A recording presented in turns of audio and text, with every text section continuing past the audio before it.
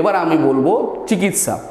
এই ভেরিকোজ ভেনের আগের চিকিৎসা ছিল বা আমরা যখন ডাক্তারি পড়তাম তখন যে জিনিসটা আমরা সহজে দেখে এসেছি চিরাচরিত হবে, সেটা হচ্ছে স্ট্রিপিং। মানে এই যে সুপারফিশিয়াল ভেনটা রয়েছে এটাকে এখান থেকে এবং এখান থেকে আমি কেটে বাদ দিয়ে দিলাম। আমাদের আগে যে চিকিৎসা পদ্ধতি ছিল, যেটা আমরা বইতে পড়ে এসেছি বা অনেকাংশে মেডিকেল কলেজেও দেখেছি, সেটাকে বলা হতো ভেরিকোজ ভেন বা গ্রেট স্যাফেনাস ভেন স্ট্রিপিং। সেখানে এই সুপারফিশিয়াল ভেনটাকে এখান থেকে এবং নিচ থেকে কেটে বাদ দিয়ে দেওয়া হতো। তাতে আমাদের রক্ত সঞ্চালনের সমস্যা হতো না, কারণ ডিপ ভেনটা তার কাজ করে যেত রক্ত সঞ্চালনের। কিন্তু সেটাতে সমস্যা বলতে আপনাকে হসপিটালে অ্যাডমিট থাকতে হতো, ভর্তি থেকে সেখানে সেলাই মানে এখানে কাটা সেলাইয়ের মাধ্যমে সে অপারেশন করা হতো এবং তারপর সেলাই দিয়ে সেটাকে বন্ধ করা হতো। তাতে আপনাকে মানে অপারেশনের পরে বেশ কিছুদিন মানে হসপিটালে থাকতে হতো বা ভুগতে হতো। কিন্তু এখন সেই চিকিৎসাটা সম্পূর্ণভাবে নতুন পদ্ধতিতে আমরা করে থাকি। তার মধ্যে 1 নম্বর হচ্ছে endovascular radio frequency, endovascular laser এবং এন্ডোভাস্কুলার পদ্ধতিতে গ্লু থেরাপি। এই 3টে অত্যাধুনিক পদ্ধতির মাধ্যমে এবং তার সাথে স্ক্লেরোথেরাপি অ্যাডিশনাল আমরা এই ভেরিকোজ ভেনের চিকিৎসাটা করে থাকি।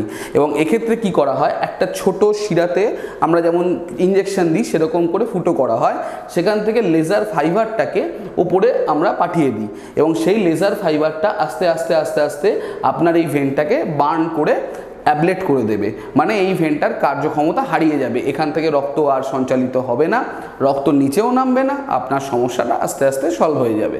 আরেকটা জিনিস হয় যেটা এই একই রকম শিরার মধ্যে দিয়ে আমরা গ্লু বা এক ধরনের আঠা সেটাকে পাঠিয়ে দিই এবং আস্তে আস্তে আস্তে আস্তে এই ভেনটাকে আমরা বন্ধ করে দিই। এই চিকিৎসা পদ্ধতিগুলো পুরো সম্পূর্ণরূপে ছোট্ট একটা ফুটো করে করা হয়।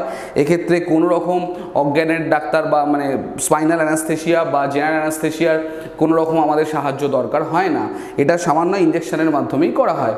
এবং এই ক্ষেত্রে আপনার কোনটা ভালো হবে তার জন্য আমরা পরামর্শ দেব। আপনারা যোগাযোগ করার পর আপনার জন্য যেটা আইডিয়াল হবে সেই থেরাপি, সেটা রেডিও ফ্রিকোয়েন্সি হোক, সেটা লেজার হোক এবং গ্লু থেরাপি হোক, সেটা আপনার জন্য আমরা প্রেসক্রাইব করব। এবং এই চিকিৎসার প্রি অপ, ইন্ট্রা অপ, পোস্ট অপ সমস্ত রেসপন্সিবিলিটি আমাদের। আপনারা যখন আমাদের কাছে আসবেন, আপনাদের সমস্ত টেস্টের রিপোর্ট দেখে আপনাদের সাথে সম্পূর্ণভাবে সেটা আলোচনা করা হবে।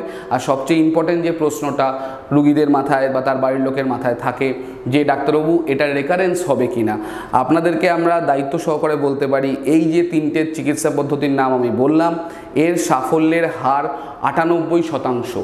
মানে শুধুমাত্র 2% ক্ষেত্রে এটা ফেলিওর হতে পারে। অতএব এটা ধরে রাখুন যে আপনার এই চিকিৎসার মাধ্যমে আপনি ভালো হয়ে যাবেন, এটা সম্পূর্ণরূপে একদম শিওর কথা।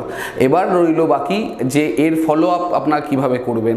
মানে আমাদের কাছে যখন আপনারা ওটি করে যাবেন, তারপর আমরা নির্দিষ্ট সময় আপনাদের সাথে যোগাযোগ করব, আপনাদেরকে ফলো আপে ডাকবো এবং কোনো রকম কিছু প্রবলেম হচ্ছে কিনা সেটা শুনে আমরা সেইভাবে এগিয়ে যাব। অতএব চিকিৎসার পরবর্তীকালে কিছু হচ্ছে কিনা তার সম্পূর্ণ দায়িত্ব আমরা এই অ্যাভিস হসপিটাল থেকে নিয়ে রাখবো। নমস্কার।